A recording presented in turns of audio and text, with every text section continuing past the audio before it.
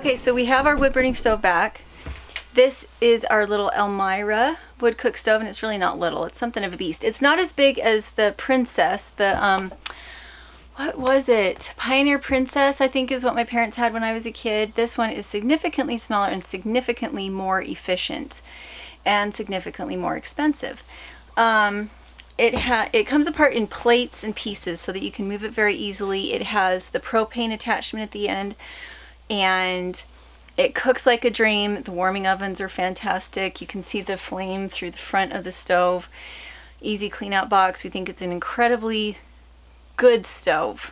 We've been using it for 5 years now, and I have nothing but good things to say about it. We are going to get a new plate put on the back because we did have a couple chimney fires in it, and we want that to we just want the metal to be thicker. So we're having a welder come and take the plate and go and make us a new one that we can just screw on and screw off. Again, it takes the weight down.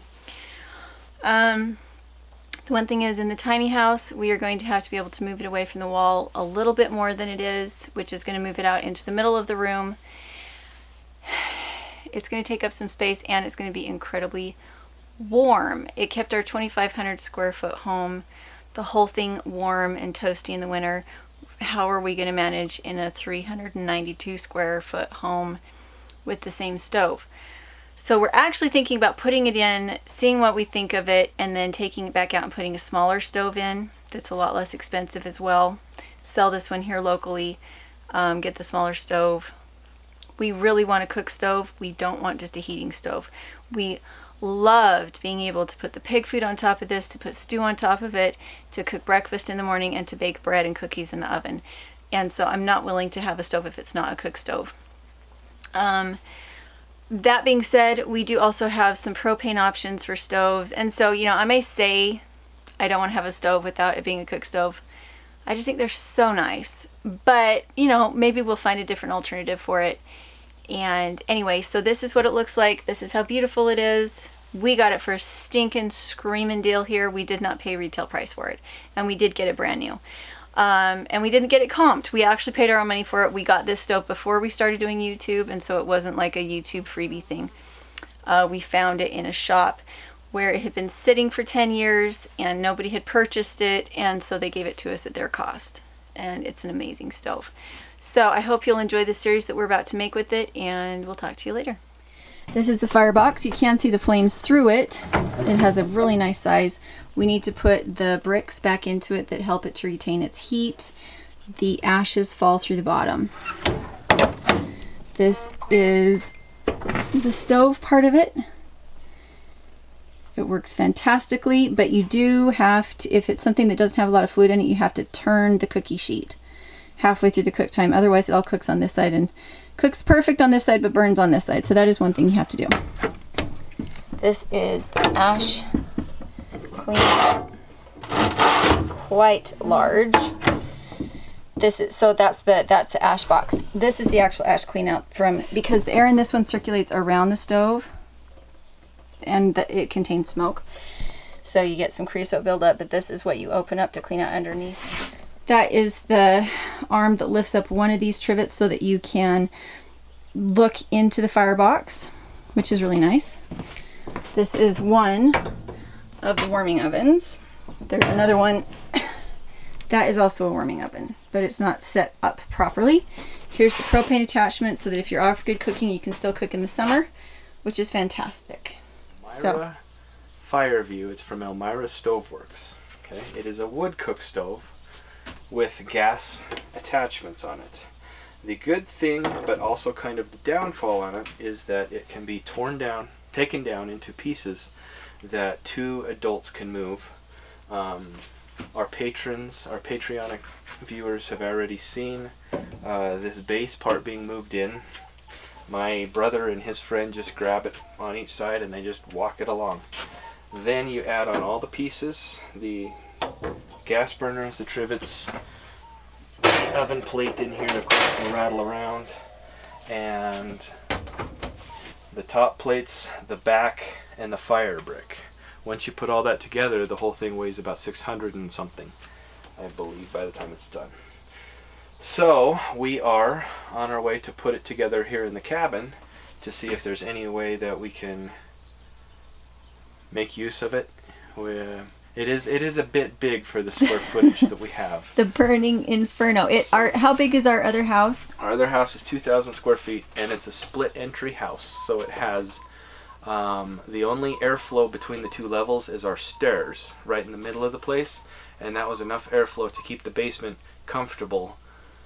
And the upstairs. Just with this stove. And this was in the kitchen upstairs, and the upstairs was about 90 degrees most of the time during a winter.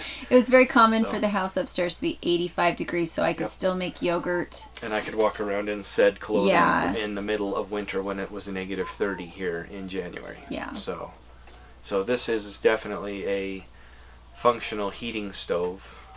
Plus we cooked in it. We were cooking soup or oatmeal or eggs or roast. It was fantastic for... You'd keep pig food pig going. food was so we cooking could raise pigs in the winter, and it actually became a preferred time to raise pigs because of it. So just because heat or cooking doesn't cost anything on this, and heating costs minimal. So yeah, because we salvaged a lot of our wood.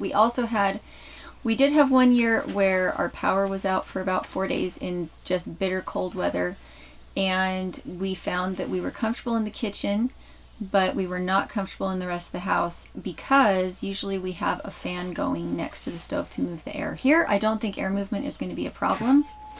Yeah, there's not enough square We're going to footage die. We're going to have the windows open here. If we heat with this stove, we will be having the windows open. Yeah. No matter what. And we're going to be huddling next to the windows at negative 30. But it's a beautiful stove. Yes. We love her to pieces. Right now we are working on getting a back plate created because we had a couple of...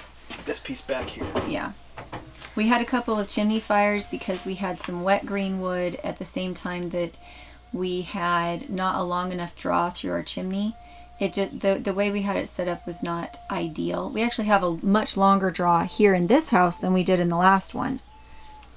And so we might not get chimney fires in this one, and it might be easier to keep it clean. We don't know yet. So we're super excited. We won't be cooking in it until fall, but we're getting it set up, and we can cook on the propane attachment. We'll run the line out through the wall so that we don't have the propane tank inside the house. At this point, we have multiple ways to cook outside. It would be nice to cook inside when there's a wind because our propane is very inefficient outside if there's a wind, and we have had it blown out before because we heat our bath water and our cooking on an outside stove. Yeah. And this stove is really fantastic because it does have a heat shield on the back of the stove pipe that comes directly out of the stove, and so we don't need a firewall, and the tin should be sufficient even though it won't be nearly as close to the wall as it is right now. And in our old house we just had the stove up on some tiles so that it spread the weight out, but we didn't need to worry about it getting too hot on the floor. You know, finishing off things. Yeah, finishing off the interior and just using the wood stove this year is going to be good enough. Any last thoughts? I'm going to go assemble a stove. Okay. I'm going to go help Tim.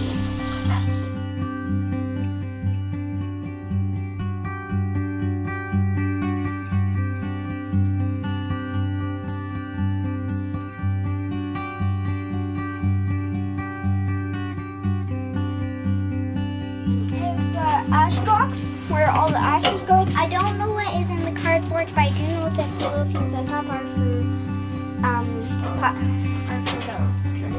So this is the fire brick, the masonry that goes around the fire. Sure. And this is the tiny part right here is for right here. It's for clearing out creosote. This is the thermometer.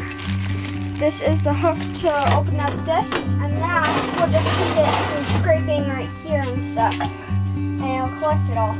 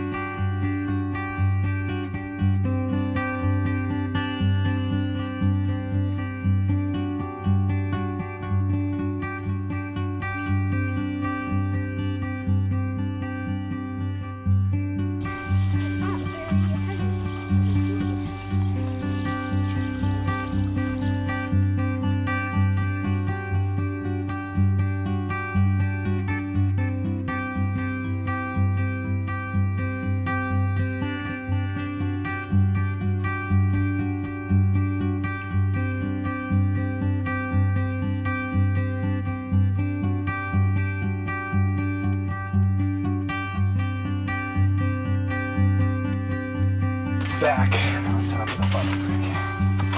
Okay. Here we go. Okay. Grab it. No, go to the side. Side. Good. Lift. Hold.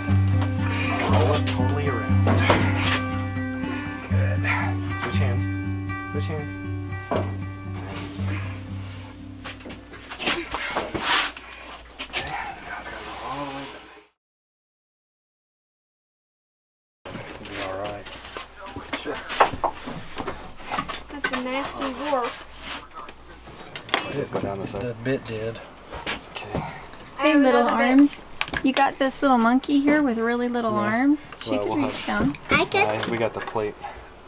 Guys, as much as I love this tiny cabin, can I just say the lighting? No matter where I turn it, it doesn't turn out right.